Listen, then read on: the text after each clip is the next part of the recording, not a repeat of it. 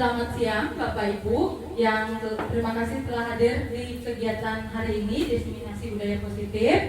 Perkenalkan, nama saya Ibu Agni, saya sebagai moderator dan yang akan menyampaikan susunan acara pada siang hari ini. Yang pertama itu ada pembukaan, yang kedua lalu ada pemaparan, penyebaran dan penerapan budaya positif, yang ketiga tanya jawab dan tanggapan, dan yang keempat adalah penutup. Semoga acara hari ini dapat berjalan dengan lancar dan berguna bagi kita semua serta peserta didik. Diawali dengan dimohon untuk Bapak Ibu semuanya berdiri. Kita menyanyikan lagu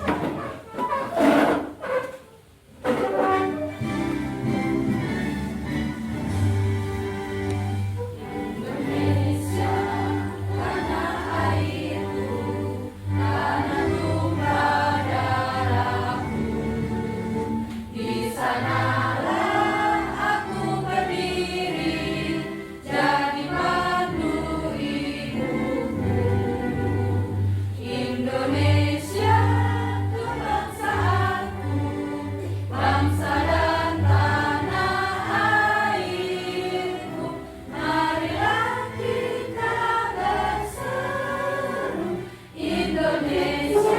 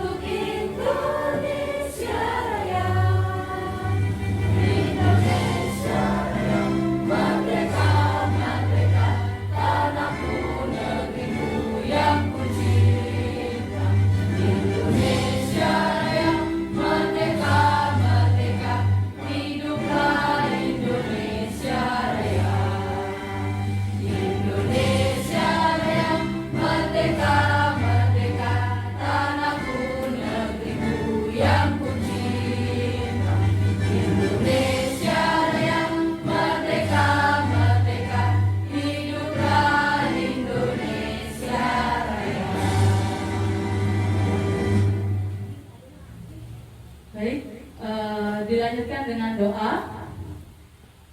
Doa sesuai agama dan keyakinan kita masing-masing. Berdoa dimulai.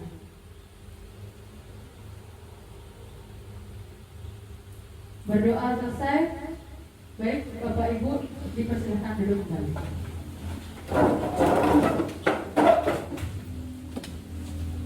Baik, pertama di sini saya sebagai moderator dan juga penyaji akan memberikan diseminasi budaya positif yang pertama.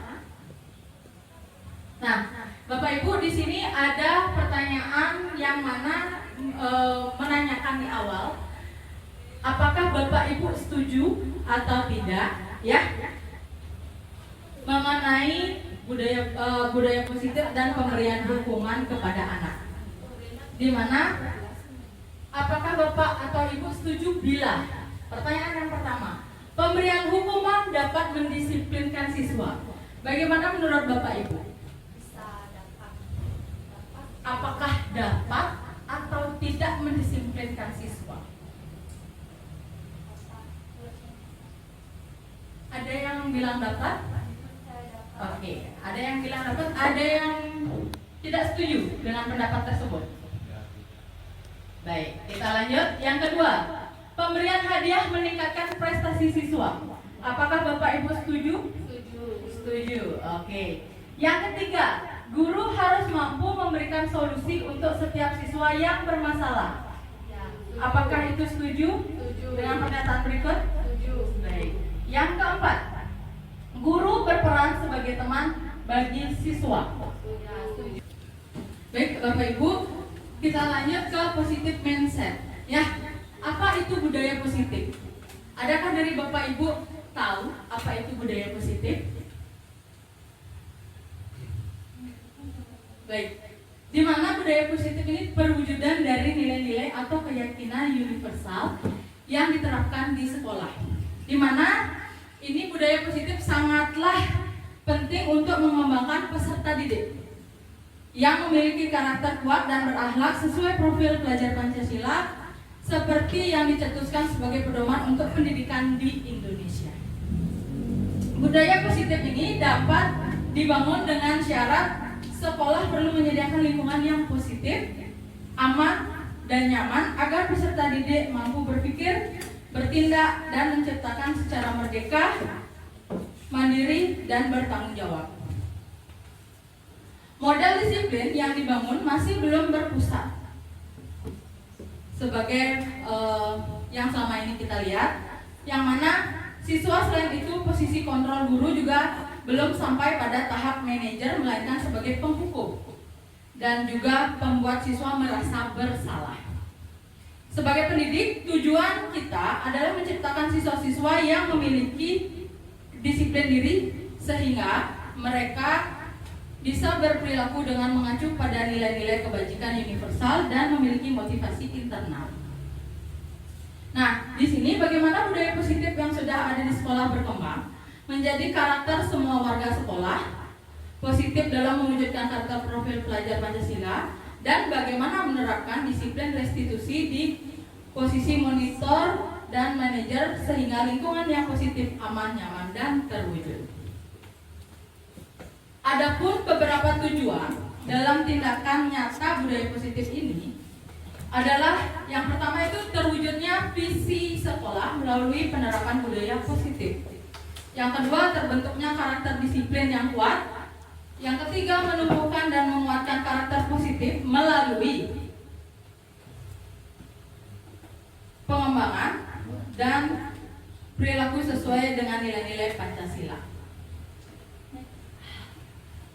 Nah, ini di depan merupakan beberapa konsep-konsep inti untuk menciptakan budaya positif. Yang pertama ada disiplin positif, yang kedua motivasi perilaku manusia, yang ketiga keyakinan kelas atau sekolah, yang keempat kebutuhan dasar manusia, kelima posisi kontrol seorang guru, dan yang terakhir adalah segitiga restitusi.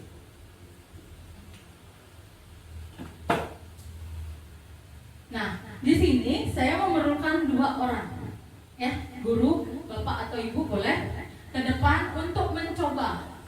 Kita mencoba meyakini, ya. Bagaimana? Apakah bapak ibu ada yang berminat ke depan? Silahkan. Ya, Bu. Baik, silahkan ibu, silahkan maju. Dengan Bu Eka, mungkin. Ya, dari SD 4, terima kasih sudah datang ya ibu ya.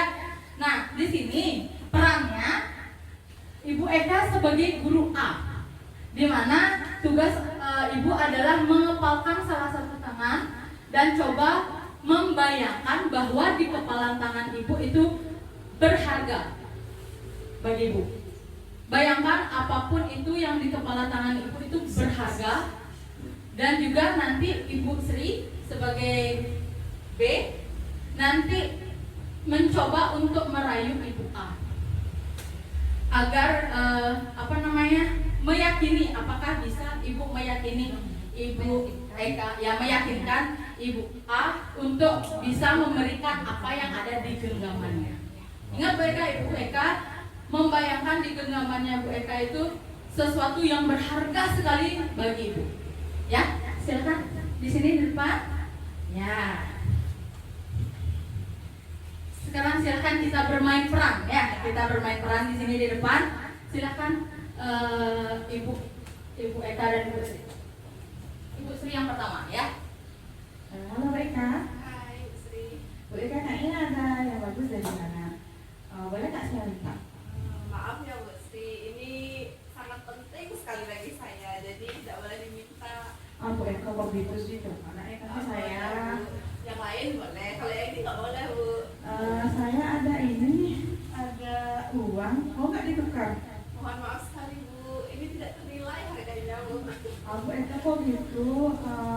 Oh ya, saya punya gini. Kemarin baru belanja di Shopee, beli gelang bagus banget tuh. Kadang mau gelang itu bisa nggak Bu? Tidak bisa juga Bu, mohon maaf sekali. Bu Eka kalau nggak mau beli saya kritikin deh. Nggak boleh, Eka, Bu.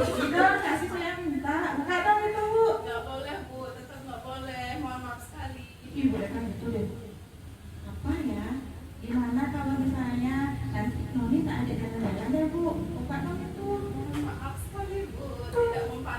Bu rayuannya. Aduh Bu Agni, kayaknya sulit dan nih gimana nih Bu? Kakak sekali ya. Bu Eka masih kakak sekali berarti ya. Nah, kalau misalkan Bu Eka, kenapa sih tidak mau memberikan apa yang Bu Eka pegang kepada Bu Sri? Jadi kenapa Ibu tidak memberikan apa yang Ibu genggam kepada Bu Sri? Jadi kenapa saya tidak memberikan apa yang saya genggam ini? Karena ini merupakan sesuatu yang sangat berharga di kehidupan saya dan mungkin tidak semua orang yang bisa menggantikan posisi itu. Jadi tidak bisa untuk direbut atau dipinjam atau diapain oleh orang. Baik. Terima kasih Bu Eka. Silakan duduk kembali. Nah, dari peran yang dimainkan oleh Bu Eka dan Bu Sri, adakah yang mau menyimpulkan apa yang ditangkap dari bermain peran tadi? Mungkin Bu Sri bisa. Oke baik Bu, terima kasih atas pertanyaannya. Di sini izinkan saya menanggapi.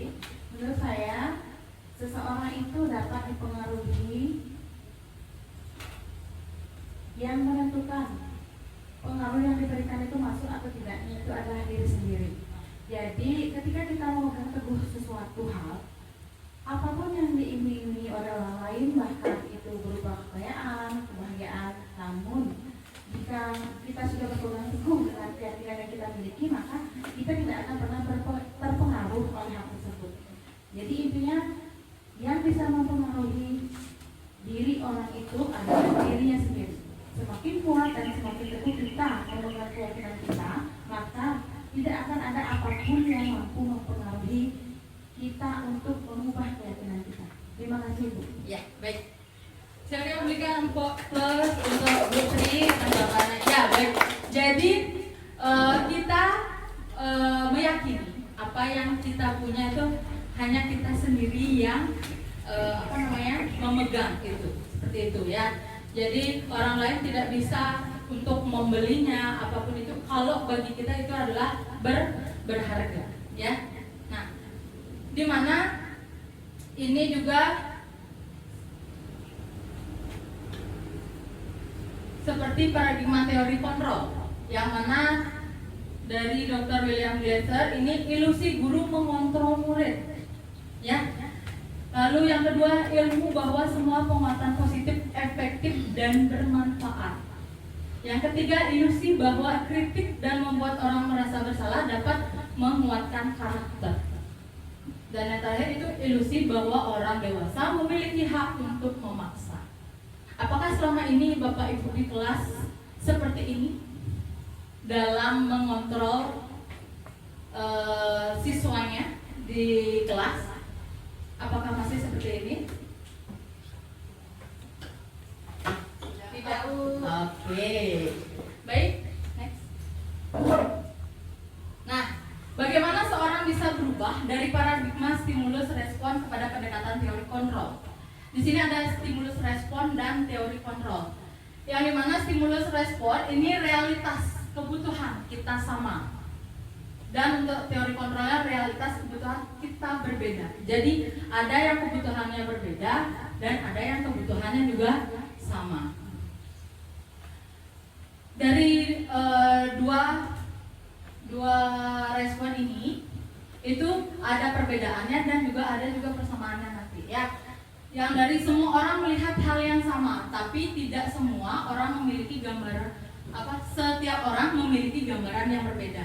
Misalkan guru satu dia memiliki kendala pada salah satu muridnya, sedangkan guru yang lain melihat itu sama aja, permasalahan dengan kelas lain sama aja.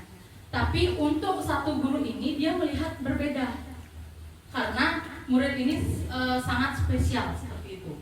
Jadi tidak semua permasalahan murid itu sama. Misalkan murid itu telat, tidak semua murid itu telat. Apakah Bapak Ibu sudah bertanya biasanya kenapa anak-anak itu bisa telat? Seperti itu misalkan ya. Jadi untuk permasalahannya tidak semua sama. Pasti ada berbeda-beda untuk gambaran setiap murid. Misalkan yang satu telatnya karena apa? Dia sering main game gitu misalkan. Terus yang lagi satu telatnya kenapa? Saya bantuin orang tua dulu ibu, saya begini dulu ibu, kan seperti itu biasanya ya. Nah seperti itu. Disiplin positif. Kita lanjut ke disiplin positifnya. Disiplin positif merupakan salah satu cara penerapan disiplin yang bertujuan untuk menumbuhkan kesadaran serta memberdayakan anak untuk melakukan sesuatu tanpa sogokan, ancaman maupun hukuman.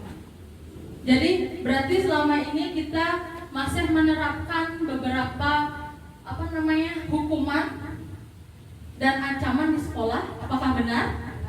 Benar. Ya. Jadi kita masih nggak menyuruh, artinya anak-anak sebelah sana belum disapu, cepat sapu. Nanti kalau nggak disapu, ibu suruh lagi kamu bersih. Pernah nggak bapak ibu seperti itu? Sering ya. Nah, itu merupakan sesuatu disiplin positif. Nanti ada yang boleh dan tidak boleh dilakukan, ya. Nilai-nilai kebajikan universal. Nah, di sini dia masih menyambung dengan profil pelajar Pancasila, di mana dari profil pelajar Pancasila itu ada nilai-nilainya kebinekaan global, ada bergotong royong, ada kreatif, bernalar kritis, mandiri, dan juga beriman bertakwa pada Tuhan Yang Maha Esa. Motivasi perilaku manusia. Yang pertama, menghindari ketidaknyamanan atau hukuman, mendapat imbalan atau penghargaan, menghargai diri dan menjadi orang yang mereka inginkan. Menghindari ketidaknyamanan atau hukuman. Adakah yang mau memberikan contoh? Bu Eka? Siapa tahu? Atau yang lain, Bapak Ibu? Menghindari ketidaknyamanan hukuman. Selama ini kalau Bapak Ibu memberikan hukuman pada siswa, apakah siswa itu nyaman? Pernah nggak bertanya dengan siswanya? Apakah dia menerima nggak hukuman yang Bapak Ibu berikan? Pernah nggak bertanya seperti itu pada siswa? Setiap siswa nggak nyaman kalau diberi hukuman. Coba ulangi Bu Eka. Pastinya setiap siswa itu tidak ada yang merasa nyaman kalau diberi hukuman. Namanya juga hukuman kan. Nggak ada yang suka kalau diberi hukuman. Ya, jadi pasti dari siswanya sendiri juga berpikir seperti itu. Ya, saya juga nggak nyaman ibu berikan hukuman. Tapi gimana caranya kita agar hukuman itu bisa memberikan efek bukan cerah ya, positif bagi dirinya, seperti itu berarti ya. Terus mendapat imbalan atau penghargaan. Adakah Bapak Ibu misalkan di kelas, kita lingkupnya kecil, misalkan di kelas, pernahkah Bapak Ibu memberikan imbalan atau penghargaan di kelas? Pernah, oke, pernah. Biasanya berupa barang atau berupa motivasi? Iya, jadi lebih ada yang ke motivasi, ada juga beberapa yang memakai barang ya. Misalkan saya di kelas 1, saya mengajar di kelas 1, setiap pekerjaan atau proyek yang dilakukan oleh anak-anak di kelas 1, walaupun itu tidak sesuai ekspektasi yang kita inginkan, tapi biasanya saya memberikan penghargaan berupa motivasi agar anak-anak itu termotivasi ke depannya dia lebih baik lagi. Walaupun masih ada beberapa anak yang ada yang sudah bisa, karena kan karakter dan juga kemampuan anak-anak itu berbeda-beda semuanya. Tidak ada yang sama. Misalkan satu udah bisa baca, sudah bisa nulis, sedangkan yang lain satu bisa nulis tapi belum bisa baca, seperti itu. Ya. Lalu yang ketiga, menghargai diri dan menjadi orang yang mereka inginkan. Itu termasuk motivasi perilaku manusia. Ya, ada 3. Nah, ini hukuman, konsekuensi, dan restitusi. Jadi ada 3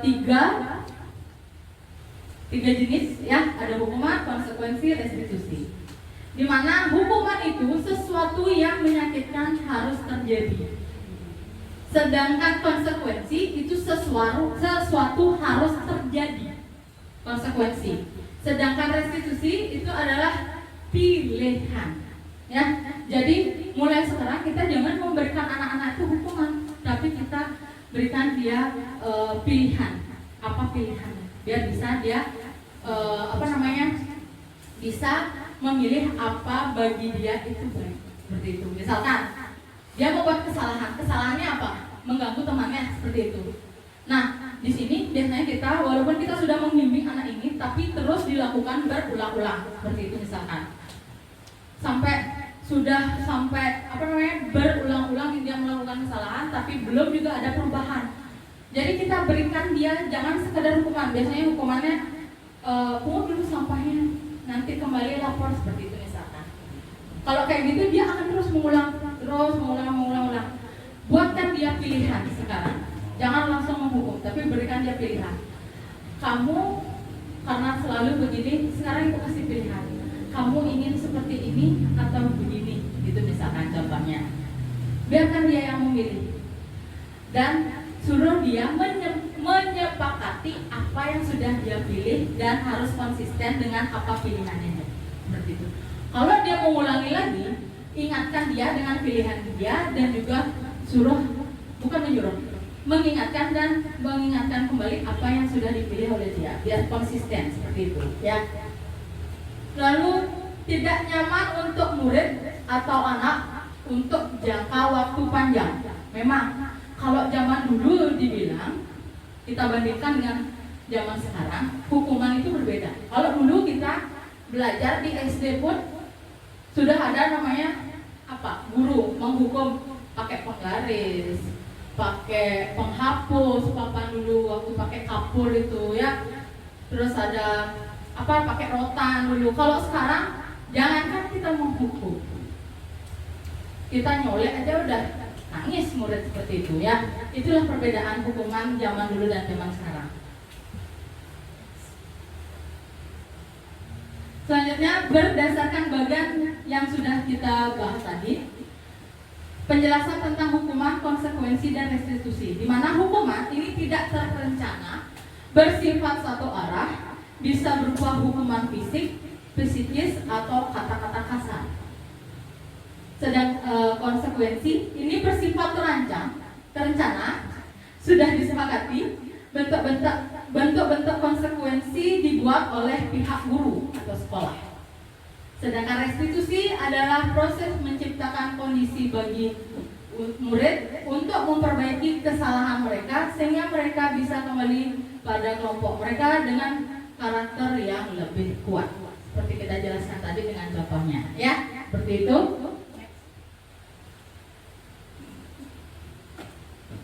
Konsekuensi atau hukuman seperti ini, ya. Mencatat 100 kali di dalam buku kalimat, saya tidak akan terlambat lagi karena terlambat ke sekolah.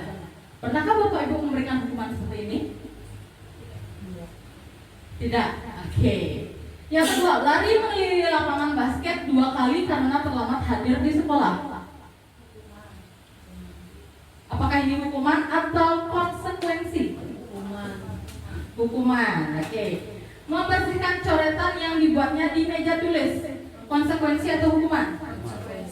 Konsekuensi. Oke. Murid diminta untuk push up 15 kali karena tidak menggunakan masker ke sekolah, konsekuensi hukuman?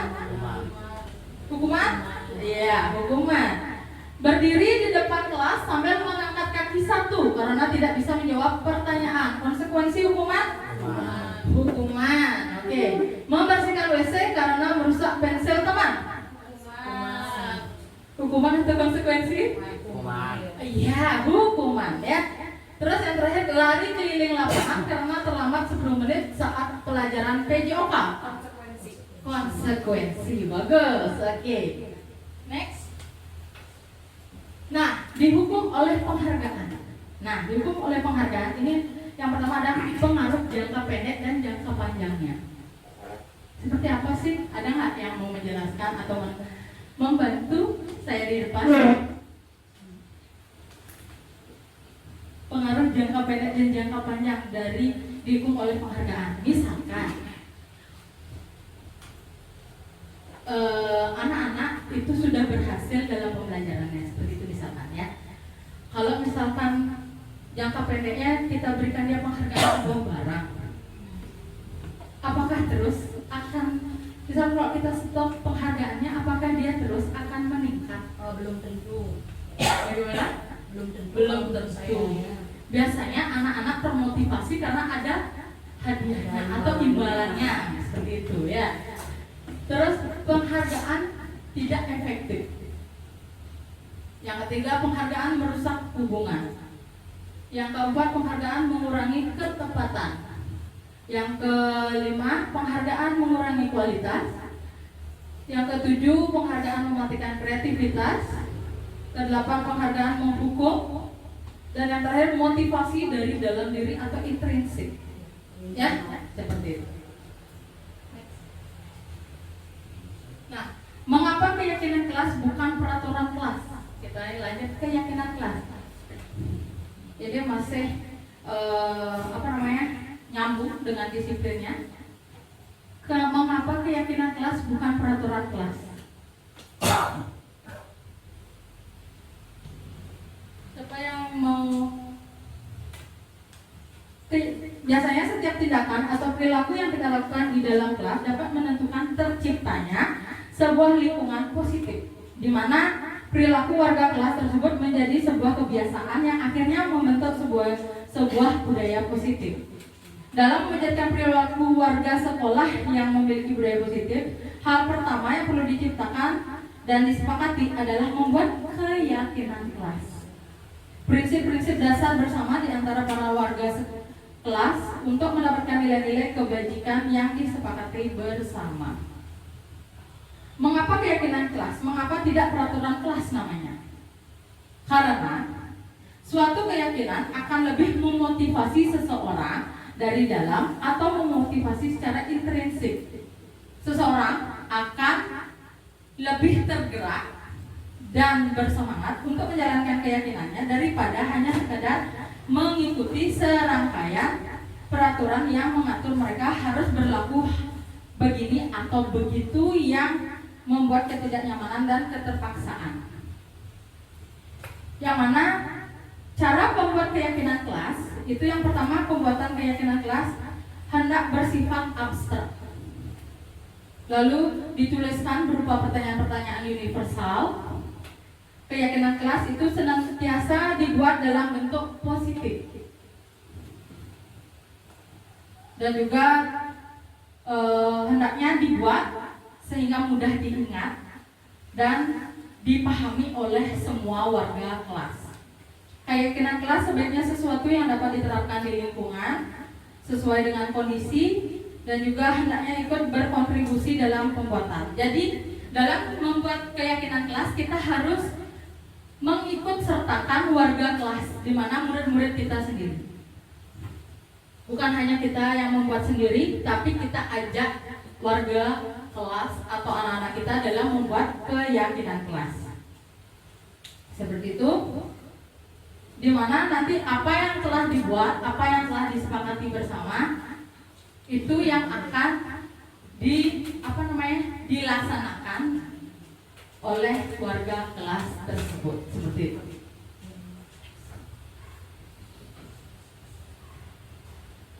Nah, ini salah satu pertanyaan. Mengapa kita memiliki peraturan tentang penggunaan helm pada saat mengendarai kendaraan roda 2 atau motor? Untuk keselamatan diri. Oke, ada Bu Diah. Silakan Bu Diah.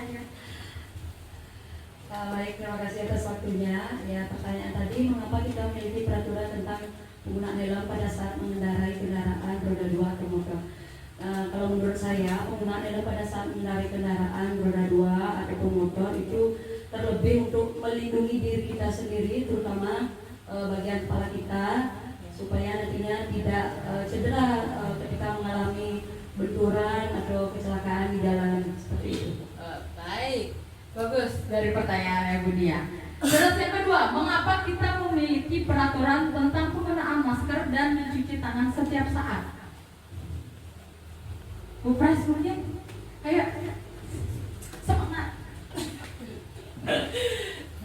Terima kasih atas kesempatannya.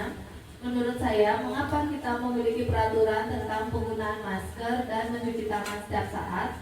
Itu untuk menjaga kesehatan. Kalau masker, seandainya ada rekan kerja kita yang sedang sakit, jadi kita sendiri tidak tertular. Kalau mencuci tangan, jadi kita terhindar dari penyakit atau benda-benda yang telah kita sentuh oleh tangan kita. Oke, baik. Bagus sekali pertanyaannya. Silakan tepuk tangan. Kasih tepuk tangan untuk Bu Pras dan Buya. Nah, jadi dari dua jawaban yang telah dipaparkan oleh Bu Diah dan juga Bu Pras, apakah ada hubungannya dengan keyakinan? Ada. Di bagian mananya? Kita meyakini bahwa keselamatan itu penting. Kalau menurut saya dengan menggunakan helm tadi. Oke, coba ulang Bu Diah. Menurut saya ada hubungannya dengan keyakinan. Nah, kita meyakini bahwa dengan menggunakan helm kita bisa terhindar dari benturan yang mengakibatkan cedera kepala seperti itu. Oke, bagus sekali. Kasih tepuk tangan untuk dia. Jadi kita meyakini apa yang sudah selama ini kita yakini itu dapat melindungi. Seperti tadi pertanyaannya adalah memakai helm. Itu kita meyakini. Coba kita nggak pakai helm, ada apa-apa di jalan? Gimana? Kan seperti itu, ya. Terus tadi juga pertanyaan, kenapa kita harus pakai masker dan mencuci tangan? Kita itu meyakini kita menjaga kesehatan, ya, kesehatan. Kita nggak tahu loh, seperti sekarang cuaca atau alam ini sedang bagaimana seperti itu. Karena banyak sekali di saat ini sakit segala macam. Jangan kayak gitu, bersin sedikit kita ikut seperti itu biasanya, ya. Ya seperti itu. Jadi termasuk keyakinan, ya, dari dua pertanyaan tersebut. Nah, ini keyakinan kelas ini dibuat berdasarkan kesepakatan antara guru dan siswa, sama seperti tadi, ya. Dan peraturan biasanya dibuat oleh guru yang bersifat satu arah. Adapun prosedur pembentukan keyakinan kelas, sekolah atau kelas atau sekolah, sama seperti tadi, kita harus melibatkan warga kelas kita dan juga warga sekolah, itu lingkup besarnya, lingkup kecilnya warga kelas kita, ya. Lalu mencatat semua masukan dari warga sekolah atau warga kelas dan kembali ditinjau apakah dapat diyakini oleh kelas tersebut dan dapat dilaksanakan ke depannya nanti. Lalu meninjau dan menyetujui dengan menandatanganinya, ya, seperti itu. Dan keyakinan kelas ini ditempel biasanya di dinding-dinding kelas, ya. Sebagai apa? Sebagai apa biasanya kalau ditempel di dinding kelas? Ya, sebagai poster agar anak-anak selalu ingat dan selalu dilihat, ya. Jangan dilihat aja, tapi dilaksanakan seperti itu.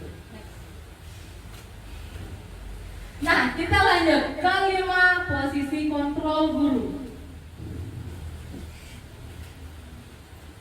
Baik, di sini ada 5 posisi kontrol guru. Yang pertama, penghukum, pembuat merasa bersalah, teman, pemantau, dan manajer.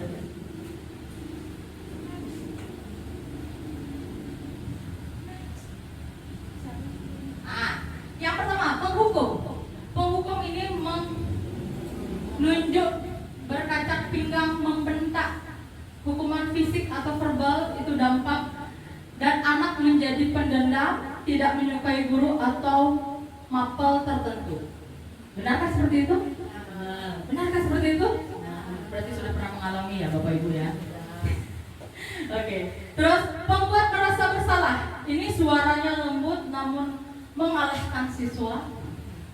Guru menyatakan kesalahan pada siswa dan guru menderita. Dampaknya membuat siswa merasa bersalah, rendah diri, dan menarik diri. Apakah benar seperti itu? Benar gitu? Membuat merasa bersalah? Oke. Teman. Nah, biasanya ini guru yang selalu dicintai oleh siswa-siswanya. Guru bersikap ramah. cenderung bersanda gurau untuk menghangatkan suasana. Dampaknya, murid bergantung pada satu orang, membuat siswa tidak mandiri. Adakah seperti itu di sekolahnya? Ada, pasti. Itu membuat siswa itu agak apa sama guru. Oh, ngelunjak ya. Ya, jadi biasanya siswa menjadi ngelunjak sama kita. Oke, lanjut. Pemantau, nada bicara dan ekspresi dasar. Identitas berhasil, pemantau tetap memantau saat siswa diberikan sanksi. Dampaknya, menghitung hadiah atau hukuman yang diberi tanpa melihat nilai kebajikannya, lalu tidak sepenuhnya mandiri.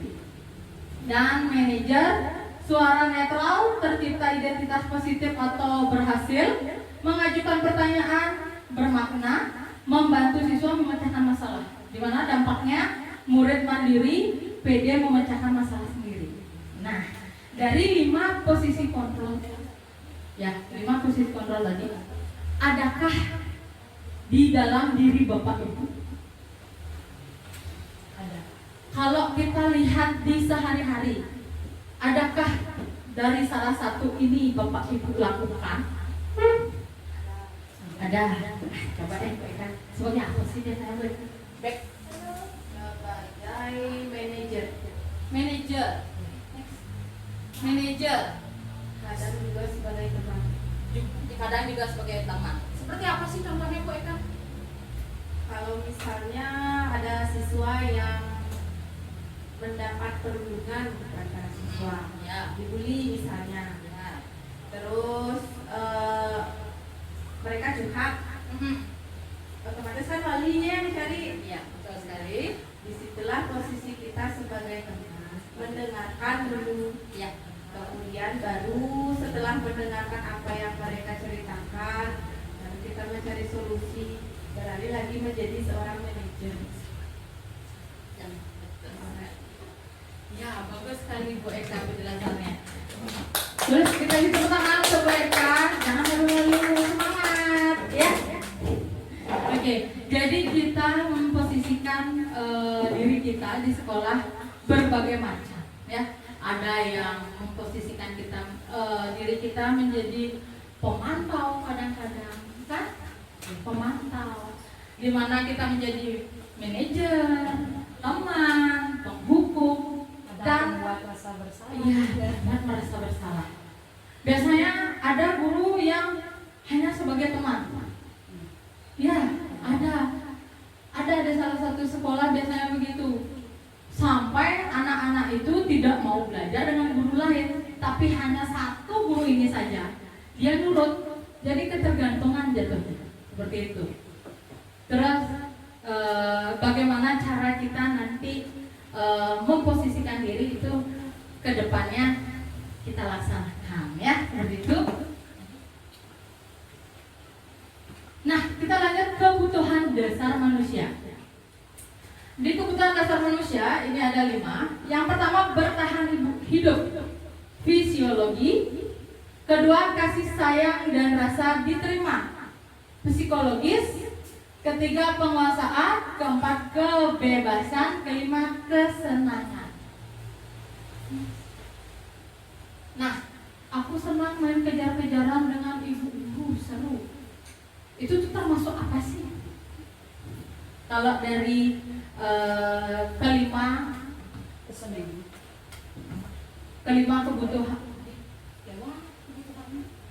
kebutuhan dasar manusianya. Kesenangan ya. Kesenangan, baik. Yang kedua, ibu kejar aku karena ibuku sayang aku. Termasuk apa dia? Kebebasan, kasih sayang dan rasa diterima.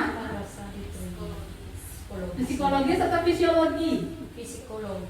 Ya, psikologis, di mana kasih sayang dan rasa diterima. Yang ketiga, aku hebat kan, bisa bikin ibu guru kejar aku. Termasuk apa? Penguasaan. Ya, baik. Lanjut. Yang keempat, aku aku bosen belajar mewarnai terus di dalam kelas. Kebebasan. Apa? Iya, kebebasan. Bagus. Nah, di sini ada yang namanya dunia berkualitas, di mana siapakah orang-orang yang paling penting dalam hidup Anda? Seperti itu. Kalau saya sendiri, siapa sih yang paling penting di hidup saya? Yang pertama pasti yang dibilang adalah orang tua. Ya, yang kedua ya pasti pasangan hidup. Ya, entah itu pacar, suami, cenawang beda aku. Ya. Seperti itu. Terus misalnya yang tidak baru tersiswa mungkin yang biasanya kita ajak, ya. Kalau misalkan Bapak Ibu saya tanya, misalkan Pak Ade nih, Pak Ade sana menunduk ada Pak Ade. Kalau saya tanya siapa sih orang yang paling penting dalam hidup Bapak? Ya, Mik dong. Oh, mik. Sorry Bapak. Kok mungkin sih? Nah, jangan bilang mungkin Pak. Sudah pasti dong. yang paling penting tentu saja keluarga. Asik. Saya ditunggu tangan Bapak ya. Lalu yang kedua, yang paling penting adalah siswa-siswi saya di SD 1 tahun. Wih. Ini dua itu saja yang paling penting. Aduh, itu aja. Oke, terima kasih untuk Pak Ade. Keluarga. Iya, Pak Ade itu nomor satu adalah keluarga, hidup keluarga, gitu ya. Oke. Terus nilai-nilai kebajikan apa yang terpenting dalam hidup Anda? Nilai-nilai kebajikan. Menghargai orang lain. Aduh, ada buke di depan. Buke. Ayolah, apa nilai-nilai kebajikan yang penting dalam hidup buke? Kejujuran. Duh, cek mantap buke. Bilang kejujuran. Perlu nggak kita jujur? Perlu. Apalagi? Ada nggak? Kalau Bu Sri apa? Nilai kebajikannya? Bertanggung jawab. Iya. Bertanggung jawab. Putu. Ya semua dong. Putu apa nilai kebajikannya? Apa ya di sana? Apa tuh? Kesetiaan. Wasik. Kesetiaan. Oke. Bagus. Ya. Ya, ada tadi kejujuran, bertanggung jawab, kesetiaan.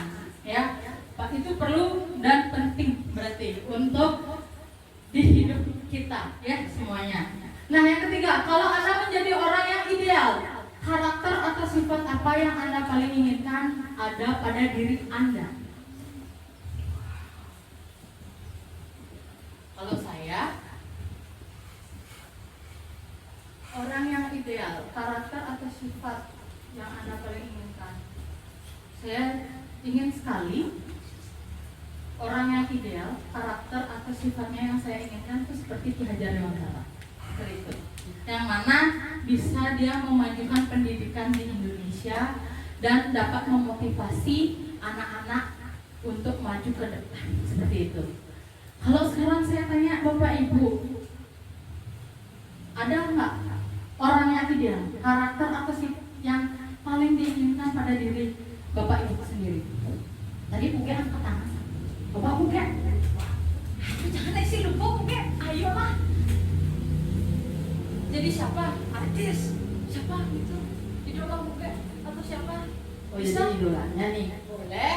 Yang bisa apa namanya? Yang menginspirasi buke. Bapak Joko Widodo. Aduh, bagus sekali. Pak Jom. Oh ya, kenapa buke? Jangan ngomong-ngomong buke. Biarpun dia itu kurus, Iya. Sekarang bilang kurus ke sini buke. Buke ada ke sini kurus. Bilang dulu ke sini ya. walaupun beliau kelihatan lemah, Iya. tapi di dalamnya luar biasa. Ah, bagus sekali. Jadi ada aja ide-ide atau apa pikiran-pikiran kemajuannya ya. Iya, betul sekali. Yang keempat, pencapaian Anda yang Anda sangat banggakan. Ada nggak pencapaian apa yang sudah membuat Anda bangga sampai saat ini? Menjadi Adonnya di belakang si bisi tetangganya. Coba sih gitu. Oh, Pak Dut dia. Kenapa duduk? Ayo Pak Dut. Baik, kalau kebanggaan bagi saya ya seperti bilang Pak Ibu iya tadi ya, jadi PNS gitu. Itu kan bekal kita nanti kalau mau pensiun. Iya, betul. Itu aja. Itu aja. Cucu enggak? Oh jujur kedua itu. Oh, cucu kedua. Ya, bagus. Oke, kasih tepuk tangan operatornya. Oke, kalau saya sendiri pencapaian yang membuat saya bangga sampai saat ini, yang pertama menjadi pegawai pasti ya, Bapak Ibu pasti sudah merasakan ya, karena itu yang kita kejar dari dulu sampai saat ini kita baru bisa merasakan seperti itu. Terus yang kedua bisa ya walaupun hanya sedikit kita bisa membantu orang tua di rumah seperti itu misalkan ya.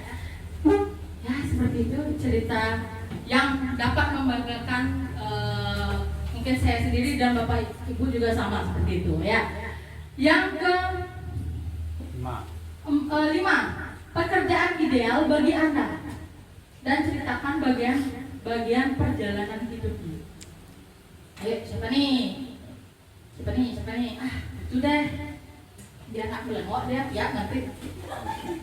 Ayo betul gas. Pekerjaan ideal bagi Anda. Kalau pekerjaan ideal bagi saya itu menjadi seorang guru, di mana yang awalnya mungkin saya salah jalur ya. Bisa salah jalur itu gimana? Karena dulu pada pendidikan S1 saya mencari jurusan penerangan agama Hindu, di mana kita harus memberikan sosialisasi kepada masyarakat. Tapi seiring berjalannya waktu, mungkin saya baru menyadari pekerjaan yang ideal itu adalah menjadi seorang guru, lebih memudahkan memberi sosialisasi kepada anak-anak daripada memberi sosialisasi kepada masyarakat. Terima kasih. Baik, terima kasih. Sangat menginspirasi seperti itu. Walaupun dia salah jalur gitu ya, tapi tetap jalurnya jadi satu gitu ya. Oke. Mengajarkan. Oke. Yang keenam, Anda di mana merasa itulah titik puncak hidup Anda? Apa yang paling bermakna dalam hidup Anda? Nah, yang pertama dulu di mana Anda merasa itulah titik puncak hidup Anda? Coba Ibu Eka. Puncak hidup Anda. Sayangnya belum merasa puncak. Belum puncak, tapi yang merasa bersyukur sekali seperti itu. Merasa bersyukurnya ya ketika sudah menikah. Terus maaf ya, sorry Iya, tidak apa-apa, lama ini Bu. ketika saya sudah menikah, kemudian tinggalnya tidak bersama mertua, jadinya otomatis mandiri, apa-apa sendiri, makan tidur sendiri. Wah, mantap sekali, semua serba mandiri. Cuci sendiri. Cari uang sendiri. Cari uang sendiri. Kemudian melihat ke samping sedikit, Sendiri. ada saudara, ada tetangga yang masih bergantung kepada mertua, sedangkan saya sudah bisa gitu loh tanpa mertua. Itulah titik di mana saya merasa bangga juga terhadap hidup saya sendiri. Iya, bagus sekali. Menginspirasi nggak sih? Jawaban dari Bu Eka. Menginspirasi lagi. Karena kenapa Bu Eka bisa mandiri? Itu puncak hidup seorang Bu Eka. Di mana dia bisa mandiri dari rumah tangganya, ya ekonominya, ya seperti itu. Nah, yang selanjutnya apa yang paling bermakna dalam hidup Anda? Yang bermakna dalam hidup Anda. Wah, Cek Buge langsung uang. Kenapa uang Buge? Bermakna sekali rasanya jawabannya Bu. Dan semua menyetujui. Pada dasarnya hidup perlu uang, Iya, tapi uang bukan segalanya. Bagaimana itu? tanpa Tanpa uang kita mati. Kalau ada uang kita bisa mati juga. Gimana berarti itu? Udah gimana itu? Kok bukan jadi ngasih pertanyaannya? Kalau uang bisa dicari, tapi kalau kebahagiaan tidak bisa dicari. Tadi kita udah kebahagiaan. Kalau uang bisa dicari, kebahagiaan ya benar tidak bisa di Kebahagiaan bisa dicari tanpa uang. Iya. Ya, seperti itu berarti. Uang segalanya, tapi kebahagiaan tidak bisa dibeli seperti itu ya. Terlibat bebas yang enggak. Ya, berarti kebahagiaan itu tidak bisa dibeli seperti itu ya. Nah, dari semua jawaban, berarti dunia berkualitas itu harus ada yang namanya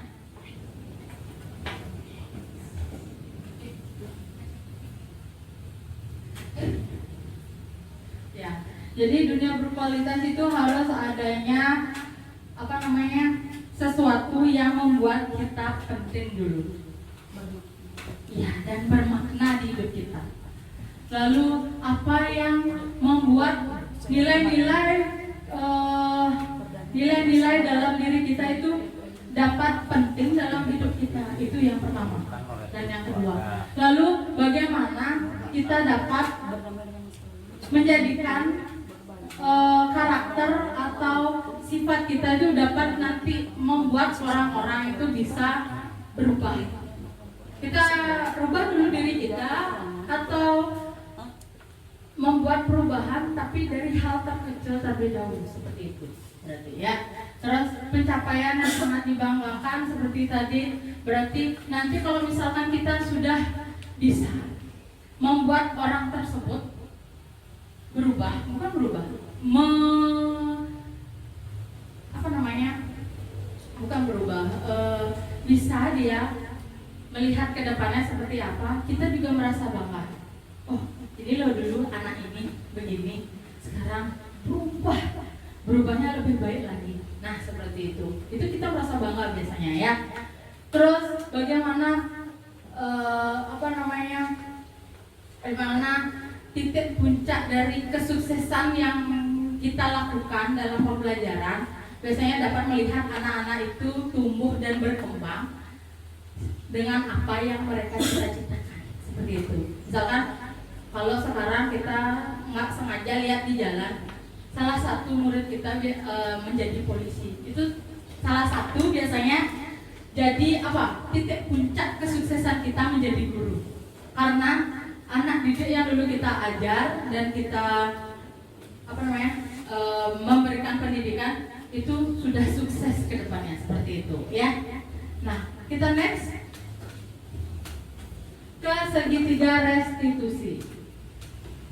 Segitiga restitusi ini ada validasi kebutuhan, menanyakan keyakinan, dan menstabilkan identitas. Untuk menanyakan keyakinan, di sini ada nilai-nilai yang telah kita sepakati. Seperti tadi, kita sudah membuat keyakinan di kelas, ya, dimana kita melibatkan anak-anak dalam membuat keyakinan dan kesepakatan di kelas, seperti itu. Dan kamu ingin menjadi orang yang seperti apa? Tadi di manajemen, 5 posisi kontrol, ya, ada di sana. Jadi masih ada sangkut pautnya. Terus menstabilkan identitas. Setiap orang pasti pernah melakukan kesalahan. Itu termasuk di disiplinnya, ya.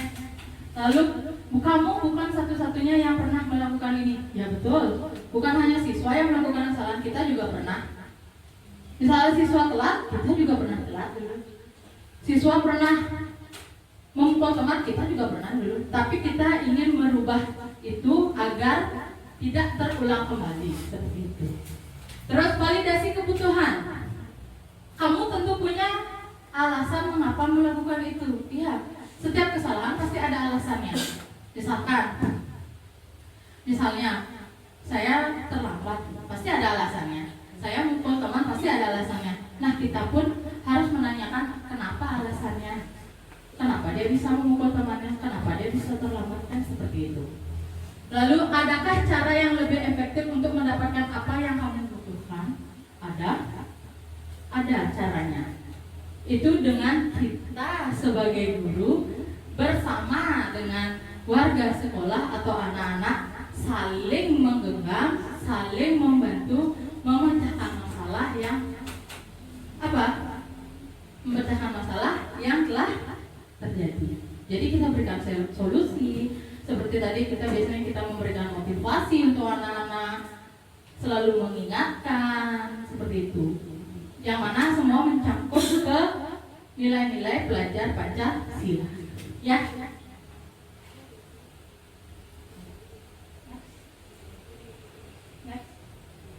Oke, Bapak Ibu, sekian pemaparan dari budaya positif dan desiminasi positif yang hari ini. Yang ucapkan terima kasih untuk Bapak Ibu yang telah hadir di kegiatan ini. Untuk itu saya ucapkan terima kasih dan terima kasih.